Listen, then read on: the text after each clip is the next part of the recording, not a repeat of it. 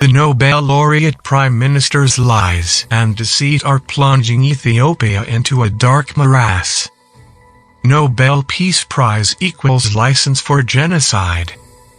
The current genocidal Prime Minister of Ethiopia is proudly sponsored by the Luciferian Occident and Orient, so the Ethiopia blood sacrifice assures Satan will keep him in power.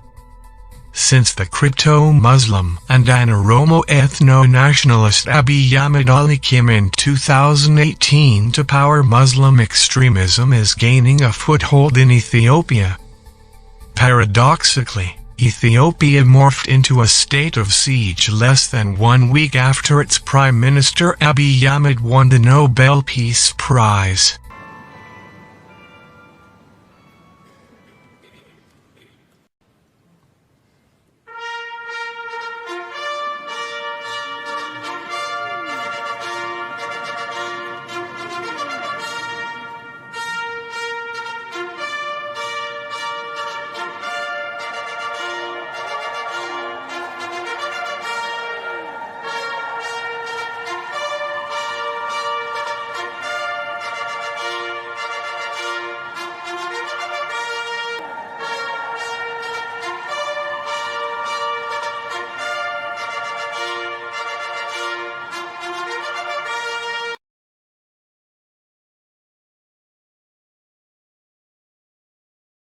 Ladies and gentlemen, the Norwegian Nobel Committee has awarded the Nobel Peace Prize for 2019 to Ethiopian Prime Minister Abiy Ahmed.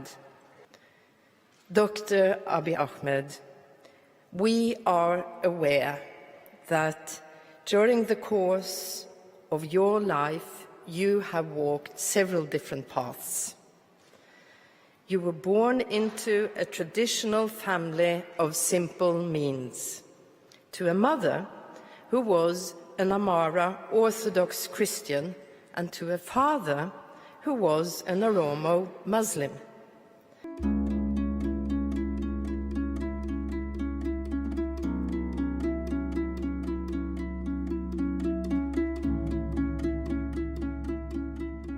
The World Food Programme is the world's largest humanitarian organization addressing hunger and promoting food security. In 2015, eradicating hunger was adopted as one of UN's Sustainable Development Goals. The WFP is the UN's primary instrument for realizing this goal.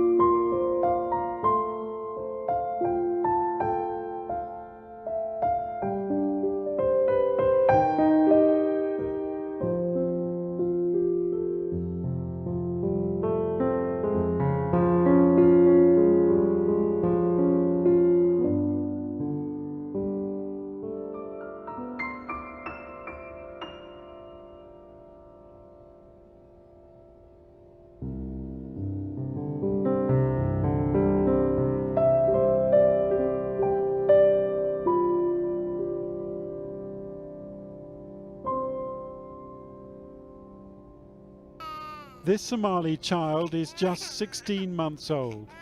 He's dangerously close to dying from hunger, a victim of what may be the worst and least reported humanitarian crisis anywhere.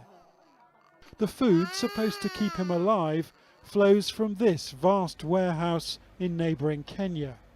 3.5 million Somalis are depending on this aid reaching them this year.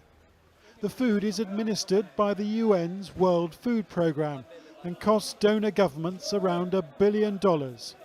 But Channel 4 News has been on the ground in Somalia, investigating just how much in this food chain reaches those who need it most. Somali refugees say that much of this aid will simply never reach them. And now the world's biggest humanitarian agency stands accused not just of violating its own principles, but of losing control of a feeding programme meant for millions of desperate people. Western journalists can't travel here, so we sent a Somali member of our team into the war zone that is Somalia's capital, Mogadishu. And what he discovered about the feeding of the country's 3.5 million was profoundly shocking. First, he went to the city's main market. Here, the traders tried to stop him from filming what's for sale. Not hundreds, but thousands of sacks of World Food Programme supplies, maize, wheat and cooking oil, meant for refugees from the country's civil war. The daylight robbery here, every match for Somalia's piracy at sea, with businessmen claiming some WFP officials in Somalia are part of the illegal trade. The WFP says it can't stop some food being siphoned off, though its drivers are docked money if they don't deliver. But as we continued our investigation, we were told food was being stolen all along the supply chain. In this camp, the elders told us WFP guards demand money for ration cards, and without those ration cards, families can't eat. We've only been issued 200 ration cards instead of the 700 we need. We were forced to pay for these cards. We're also forced to pay a fee for the armed guards the WFP come here with. This isn't a one-off, it's regular. If we don't pay up, they just cover the truck up, open fire on us and drive away. Even on the last trip they fired at us, and eventually I paid the money myself. The WFP say it's true that local militia may demand protection money, but it has never heard of it involving WFP personnel. The food racketeering hub is this Mogadishu's main market. The WFP says food resale is just small scale, that you can't stop some refugees from selling what they're given, that any major diversion of aid and its network of staff would know. But Channel 4 News counted 10 warehouses and 15 shops involved in the trade, with most of the aid coming from Somalia's biggest donor, the United States. Revealing this lucrative business could get these stallholders shot, but we wanted to find out how the trade works, and eventually several businessmen did agree to talk. Many traders told us of fictional refugee camps, which are invented in order to be allocated food, which can then be sold. You go to the WFP office and fill in an application form to create a camp. When we receive the food, we give out some and then divide the rest between ourselves and the WFP guys who negotiated the deal. Another confessed that stealing food from the needy was a real shame, but he said business is business.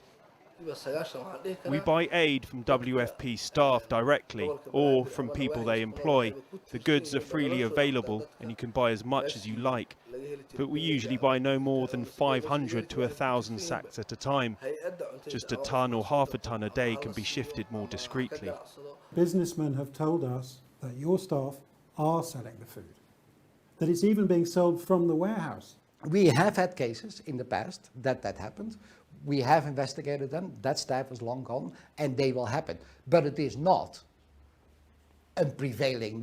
Yes, you have your problem areas. It's pretty important, isn't it? Otherwise, the donors will turn around and say, "Well, we're not funding you." Oh, and that is our credibility. Then, So we will investigate those cases, and sometimes we find out, and sometimes we don't find out, and etc. etc. But we do, and we take action if we find anything to be wrong, and we have many of those cases in the past.